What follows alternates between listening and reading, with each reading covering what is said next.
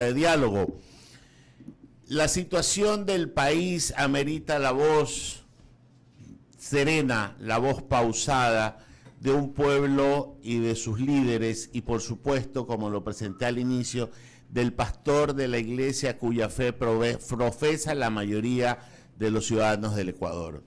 Sus palabras, su consejo prudente, su voz altiva y serena para que el país encuentre el cauce que probablemente nos ha desviado de una senda de prosperidad a una senda de confrontación. Buenos días, monseñor.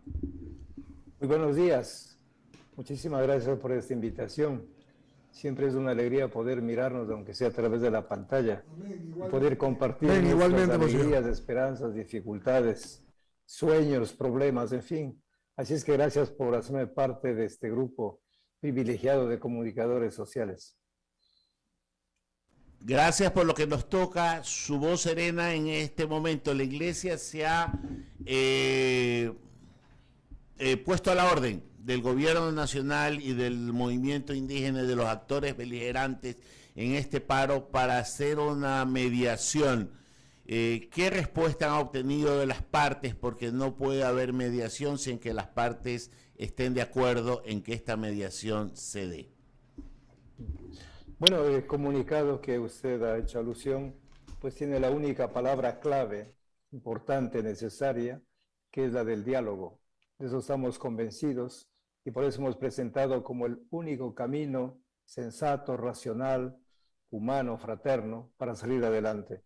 Sabemos que el camino contrario de la violencia, pues realmente lo que provoca es, ya sabemos, desastres, muerte, resentimientos, odios. Entonces, por eso decimos no al camino de la violencia, pero sí al camino del diálogo.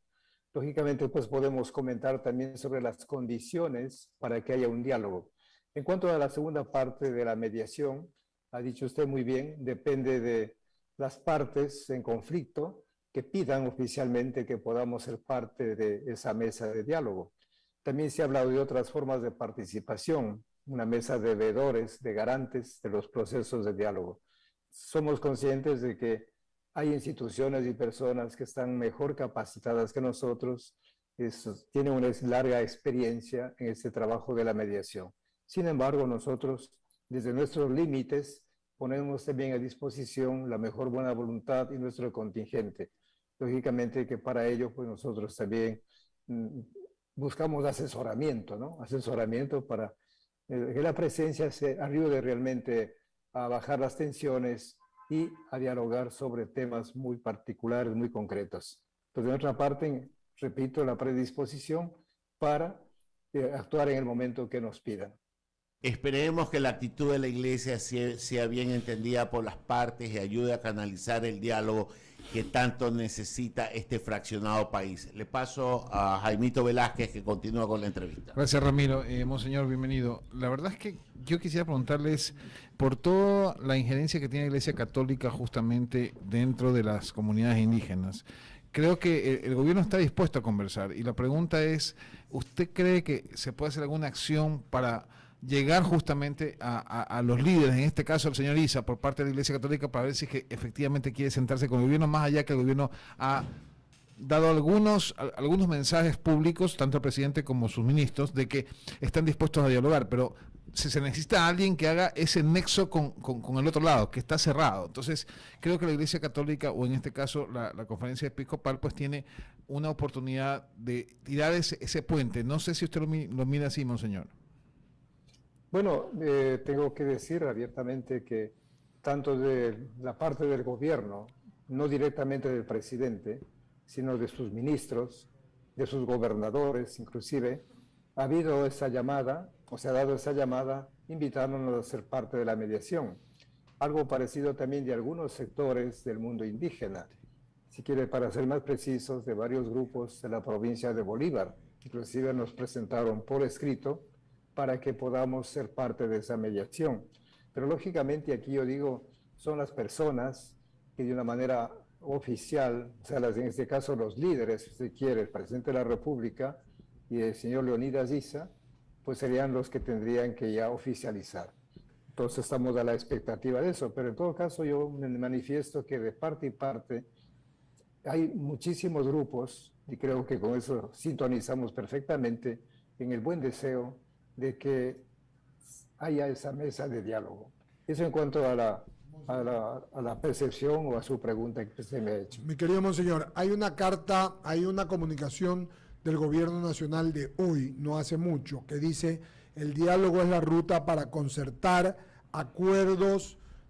El presidente mantendrá encuentros con organizaciones y dice: hoy a las 11 de la mañana de la Unión de Organizaciones Indígenas de Cotopaxi, residentes en Quito, UNORIC, serán recibidos por el jefe de Estado para conocer de primera mano las necesidades de esta organización y de las más de 6.500 familias que la integran. Y dice luego, al mediodía, el presidente Lasso se reunirá con la Asociación de Municipalidades, que estuvieron acá su presidente a las 7:30 de la mañana, AME, y con el Consorcio de Gobiernos Autónomos Provinciales del Ecuador, CONAGOPE, para poder seguir adelante en la idea de lo que usted bien cita y de la carta que usted comentó. Comienza entonces, espero, por el Ecuador, a buscarse un camino, monseñor, de consensos, no de disensos, de diálogo, como se llama este programa, porque decía yo, cualquiera hoy puede comentar, cualquiera puede decir que es comentarista o solamente quedarse en la crítica o en la información. Nosotros queremos el bien del Ecuador, por eso estuvo el presidente de AME a 7:30 de la mañana aquí, y está ahora monseñor Cabrera, usted, que aparte de ser arzobispo de Guayaquil, es el presidente de la conferencia episcopal, para que exista en el Ecuador y en la mente de todos los que nos están escuchando, clarito la idea de que este medio quiere la paz y la institucionalidad, y en eso siempre he pensado, Alberto hablaba también de la OEA, que la Iglesia tiene un camino, porque siendo ella en sí un instrumento de paz, es un instrumento de la paz de Cristo y de todos los que creemos en ella, puede lograr sentar, como bien dice usted, a los dos en mención, es decir, en este caso al señor presidente, al representante del Ejecutivo, y al señor Issa, por parte de los que están protestando, para poder pacificar al Ecuador. Pues no de eso se trata, que pare el odio, que pare la discordia, y que podamos terminar de hacer lo que queremos hacer todos los que trabajamos honestamente a diario en el Ecuador, que es tener bienestar con justicia para todas las personas, monseñor. En este sentido hay que orar, pero también me parece que es la parte de la Iglesia proponer. Ustedes lo han propuesto, espero, monseñor, que eso se haga lo antes posible. Con un breve comentario, perdóneme que me haya extendido, le pregunto, ¿cree que eso se va a dar? ¿Ha tenido aparte de los ministros alguna, usted dice que han hablado algunos, pero de parte de la presidencia, o le han dicho, ya lo va a llamar el presidente? No todavía. En todo caso, yo digo, pues, hay que crear ciertas condiciones para que el diálogo sea fructífero. Digo, comenzando por crear un ambiente de respeto, de confianza, de serenidad y de esa conciencia de corresponsabilidad. Es el ambiente, ¿no? Pero aquí viene entonces ya la parte más medular. Primero la voluntad, o sea, la decisión de las partes de dialogar, de sentarse a la mesa. Yo creo que es el punto de partida. Y lo segundo, que también para mí es fundamental, es el definir con claridad los temas a tratar. Sí, señor. Los temas a tratar. Porque si no hay claridad en el tema, entonces viene la dispersión. Yo les puedo decir con la experiencia de la vez anterior, en el 2019, sí, cuando tuve la oportunidad de también estar presente en esa mesa de mediación, pues hay un diálogo inconcluso, perdóneme que repita. Fíjense, por ejemplo, ahí el tema, ¿cuál era el tema? Era la focalización de los subsidios de la gasolina. Al final nunca se trató, nunca. Entonces dice, bueno, ¿para qué sirve el diálogo? Porque aparecieron otros temas. Yo sé que son necesarios, urgentes, importantes, nadie niega. Pero hay que, yo digo, precisar el tema, y bueno, pues hay que hablar de ese tema. Si se trata del tema de salud, hablemos de salud. Si es de educación, si es seguridad, seguridad. Pero claro, la realidad es compleja, por supuesto, hay una interconexión entre los temas. Pero yo veo ese gran peligro, la parte débil, Entonces, por ejemplo, desde la parte indígena, dice hay 10 argumentos, 10 temas que tratar, pero no van a tratar todos a la vez. Habrá que ir de uno por uno. Yo creo que aquí por volver a nuestras tradiciones, ¿verdad? Nuestras tradiciones, nuestras costumbres, yo me acuerdo, la mamá decía, uno a la vez, uno a la vez. Aquí llora todo el mundo, pero a ver, vamos a atender uno a la vez, ¿verdad? Porque es imposible atender a todos. Entonces yo creo que es una manera gráfica de decir, pues pensemos en los temas. Y ahí sí, como decimos en Ecuador, echémosle cabeza, echémosle ganas, hasta encontrar las soluciones, ya pensando en el bien de todos los ecuatorianos y particularmente, yo digo, en los sectores más empobrecidos. Aquí hay un problema, no sé cómo calificarlo, que lleva años, el tema de la pobreza. El tema de la pobreza, realmente eso desgarra el alma. Yo creo que si vamos por nuestros barrios y uno dice, oiga, pero estas personas en estas condiciones no tienen servicios básicos de salud, de educación, de trabajo, de vivienda. ¿Qué futuro les espera? Han pasado 10 años, 20 años, 30 años, ¿no? Es verdad que la pobreza en el mundo indígena es lacerante, desafiante. Entonces son esos temas. Entonces otro tema, la corrupción ética, que viene de décadas, de décadas. Yo me acuerdo cuando estudiaba historia, ¿no?, de los presidentes, siempre concluían con una frase que al comienzo no la entendía, ¿no? No la entendía. Después ya fui comprendiendo, decía, y dejó en bancarrota. Y quedó en bancarrota. Me acuerdo de esa frase que repetía el profesor, ¿no? Digo, pero ese tema de la corrupción ética en la administración y los bienes públicos, ¿cuándo va a terminar? Entonces son temas de fondo, estructurales que tendríamos que afrontar. El mismo tema del poder político. ¿Para qué el poder? ¿Para qué? Si es solamente para dominar, para imponer, para controlar, para manipular, porque es una pobreza. Pero si es el poder para servir, para ayudar, para que las personas crezcan, maduren, formidable, ¿no? Entonces hay que trabajar por eso. Entonces son esos temas que están de fondo, ¿no? Pero volviendo a lo que comencé diciendo, la invitación es que realmente las partes identifiquen los temas precisos que se van a trabajar. Y ahora sí, pues, a buscar todos los medios y que la sociedad civil también sea parte, ¿no? Y los medios de comunicación y venga a la academia, porque todos estamos, como dice el Papa Francisco, recuerdo siempre esa imagen tan bonita, ¿no? Todos estamos en la misma barca. O nos hundimos todos o nos salvamos todos. Por eso nadie es indiferente, nadie. No puede creyentes, ser. no creyentes, en fin. Así de es. todas las razas, culturas. Bueno, perdóneme que vaya por ese lado. Está muy bien. Y yo coincido con usted también, por eso dije yo que las palabras que se usaron con el anterior presidente en contra de él debe ser un tema de respeto. Y suscribo lo que usted dice, porque deben ser puntos concretos para poderlos resolver, porque se trata de consensos, entonces va a haber que ceder de unos y de otros para poder buscar un consenso, un acuerdo nacional, para poder tener por lo menos armonía y gobernabilidad. Y yo coincido, Jaime y yo hablamos en un momento sobre este tema de la pobreza y la inequidad. Adelante, Javier Segarra, sigue, soy Eduardo Mendoza Paladines, sigue, estamos en el diálogo por I-99, 98.9, con el presidente de la Conferencia Episcopal, Monseñor, y arzobispo de Guayaquil, Monseñor Luis Cabrera. Javier Segarra, por favor. Gracias, Eduardo. Monseñor, buenos días, un gusto saludarlo. La verdad que cuando ustedes señalan que estos diálogos en determinado momento han quedado cortos, punto uno. Punto dos, que es necesario ponerse de acuerdo en los puntos que se van a tratar. Pregunta, ¿por qué estos diálogos han quedado cortos? ¿El incumplimiento de los gobiernos o del gobierno en el momento indicado, en la fecha indicada, ha generado que estos sectores como el sector indígena siempre reaccionen de esta manera? Bueno, yo aquí voy a emitir una opinión simplemente, ¿verdad? Yo digo como un ciudadano. O sea, yo voy a hablar de una sospecha. Si ustedes dicen es una certeza, es otra cosa. ¿Cuál es la sospecha? Que cada grupo tiene sus propios intereses, su propia agenda. Entonces, cuando hay esa agenda oculta, pero para ellos bien clara, entonces el diálogo resulta muy complicado. Entonces se manipula un tema para otro, pero en el fondo hay otro propósito, otro objetivo. ¿No? Pensemos, por ejemplo, esa misma circunstancia en la que vivimos. Ya nos avecinamos a las grandes campañas electorales. Entonces, muchas personas estarán pensando ya en el cargo, en el puesto, ya sea alcalde, prefecto o todos los demás servicios, ¿no? Entonces, esto tratan de llevarlo, como decimos, el agua a su molino.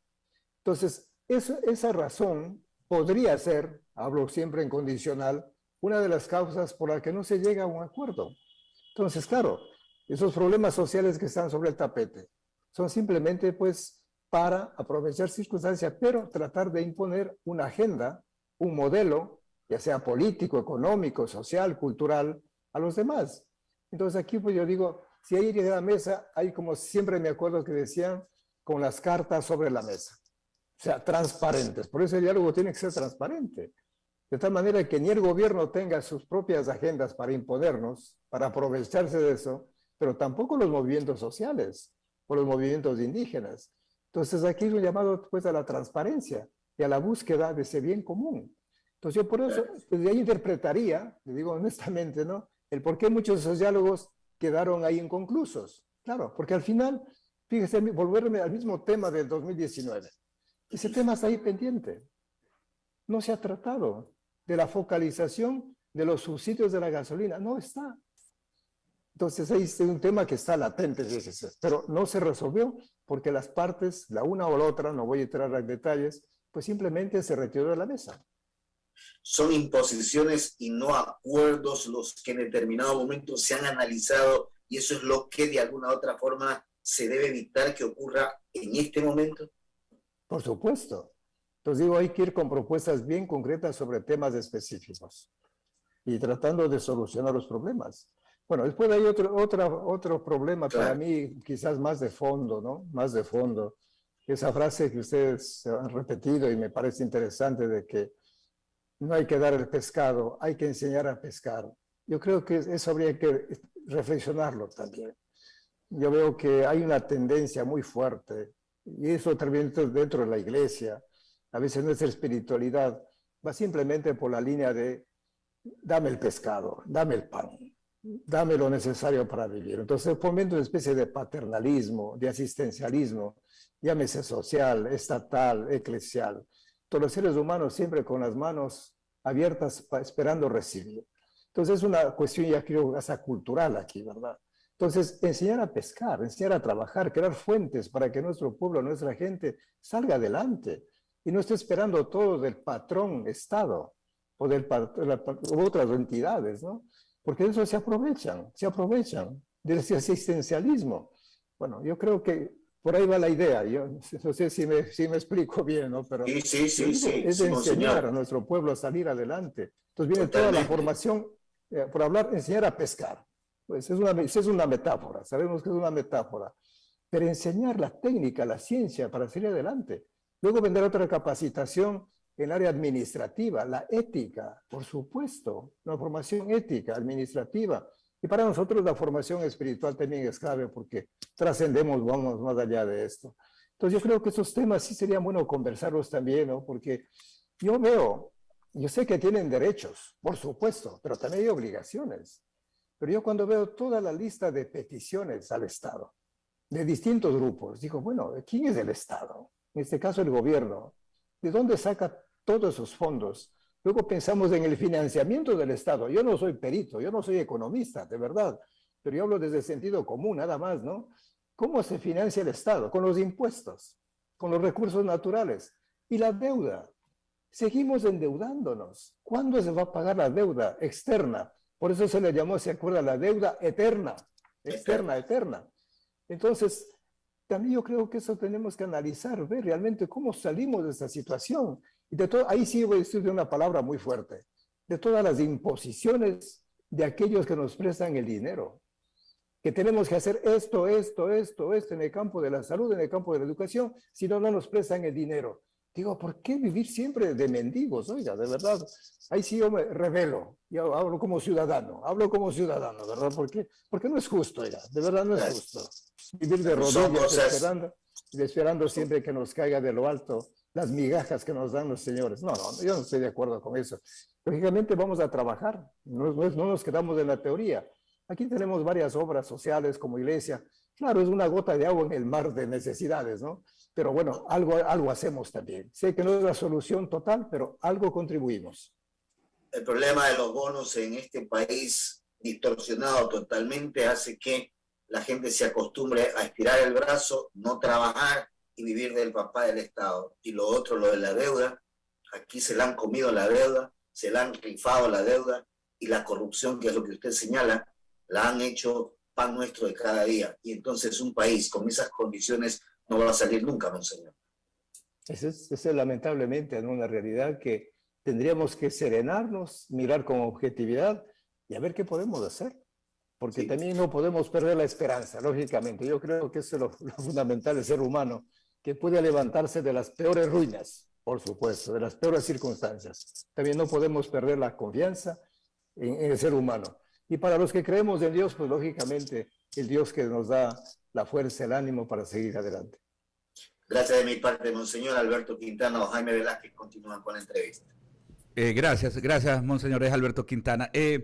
Solamente agregar algo, ¿no? A mí me encanta la frase pacto social, ¿no? Yo creo que eso es lo que necesitamos, un verdadero pacto social y agregar algo, ¿no? Porque hablamos del clientelismo, de las cuestiones demagógicas de la clase política, de la clase dirigente, ¿no? Pero no hay que perder de vista algo, que si bien es cierto cuando usted mencionaba aquello, ¿no? Dar el pescado o enseñar a pescar, lo que sí hay que trabajar bastante es, eso sí, en crear condiciones que de alguna manera permitan que las clases desposeídas, que la gente pobre, en igualdad de condiciones, sí pueda salir adelante. Yo creo que esa brecha social, esa brecha de oportunidades es lo que a veces va generando también precisamente estos conflictos sociales, ¿no? Usted mencionaba a su santidad y precisamente el Papa Francisco habla de esa cultura del diálogo, porque este problema de conflictividad que estamos pasando acá en el Ecuador también recorre el mundo. Vemos que incluso las naciones europeas, que tienen estándares de vida diferentes a las naciones latinoamericanas, también están atravesando aquello. Entonces yo creo, monseñor, que hay que trabajar bastante fuerte en este tema de ese pacto social y no dejar de lado, porque los temas de octubre del 2019 es cierto, quedaron relegados, salieron del conflicto del momento, la clase dirigente se olvidó del tema y ahí tenemos nuevamente la conflictividad que se vive ahora, monseñor. Bueno, yo creo que en el pacto social, pues ahí estamos invitados todos los sectores, porque también se pueden hacer pactos entre pequeños grupos, ¿no? Claro, Entonces yo creo, claro, entonces ahí, por ejemplo, yo digo, ¿cómo abrir un espacio para que aquella gente que carece, como usted muy bien ha señalado, de las condiciones mínimas para una vida digna, pues puedan hablar, puedan decir su voz, levantar su voz también y expresar, ¿no? Entonces el pacto entonces ya mucho más amplio. Entonces ya no solamente de un pequeño grupo que tiene unas condiciones, yo no voy a discutir, ¿verdad?, que son necesarias para vivir, por supuesto. Por eso estamos pensando también, o sea, digo, lo malo no es en que usted tenga, lo malo es en que el otro no tiene, ahí está lo malo, porque es carencia, es vacío. Entonces un pacto que haga presente. Yo les pongo un ejemplo muy sencillo. Mira, nosotros allá en las Malvinas, ahí en la parroquia de Buen Pastor, ahí tenemos un comedor para los niños y otro para los adolescentes. A ese comedor de los adolescentes asisten unos 50 jóvenes, entre varones y mujeres. Estamos hablando de 13, 14, 15 y 6 años. Pero yo me quedé pasmado cuando una pregunta muy simple decía, bueno, ¿cuántos han ido a la escuela? De los 50 jóvenes, apenas 10 han ido a la escuela. Entonces, claro, digo, bueno, ¿y qué futuro les espera a estos jóvenes que no tienen educación, si no tienen trabajo? Son preguntas que me hago. Y claro, y ahí comienza, es como el caldo de cultivo que decimos, el espacio favorable para fácilmente delinquir o terminar en el sicariato y finalmente, pues ya sabemos lo que corresponde a eso, ¿no? Entonces, ese pacto social me parece bien, hay que trabajarlo, pero siempre abriendo espacios para que haya también otras voces que puedan expresar sus necesidades y que todos veamos que Guayaquil, hablo de Guayaquil solo, ¿no? Que es mucho más grande, pues, que el Malecón, es mucho más grande. Exacto. Por poner un referente nada más, ¿verdad? Claro que sí. Y Ecuador es mucho más grande que las comunidades indígenas, que los movimientos sociales. Es mucho más grande. Y así podríamos ir ampliando, ¿verdad? Así es. Monseñor, y solamente para que no queden equívocos, ¿no? O sea, yo cuando me refiero al pacto social, yo no digo que el pacto social es lo que tenemos que hacer ahorita, por si acaso. Yo lo que digo es que en este momento tenemos que salir de la conflictividad social de este momento. pero debería de quedar, desde mi punto de vista, esta es una apreciación muy personal, uno de los puntos es justamente decir, vamos a comenzar a diseñar, a elaborar ese pacto social, porque eso es a largo plazo a lo que yo me estoy refiriendo, y porque además también el mundo indígena, estos movimientos sociales que están pues generando las protestas ahora, no son todo el Ecuador, y usted lo acaba de graficar muy claro bien, ¿no? Lo acaba de graficar muy bien, porque acá pues nuestros montubios en la costa, nuestros cholos también, los profesionales incluso, o quienes tienen menos oportunidades de la formación académica, estamos pasándola bastante dura, bastante complicada. Entonces, por eso es que hablaba de ese gran pacto social a futuro. Monseñor, agradecerle muchísimas gracias, Monseñor Cabrera, y que se dé lo que queremos, y queremos los ecuatorianos que queremos el bien del Ecuador, porque eso no se trata de un partido o de partidos, sino del Ecuador. Queremos, y esto no solamente es un tema de cristianos, sino de gente que amamos al Ecuador, es que se resuelvan los problemas, como bien citaba usted, con un diálogo franco, pero concreto, para que pueda haber estabilidad, porque para que las cosas se resuelvan, tienen que ser claras y concretas, y de allí partir en un consenso para la institucionalidad. ¿Ok? Muchas gracias, Monseñor Cabrera, que tenga usted un buen día. Y a mantener la esperanza siempre en alto. Amén. Amén. Así Muchas gracias.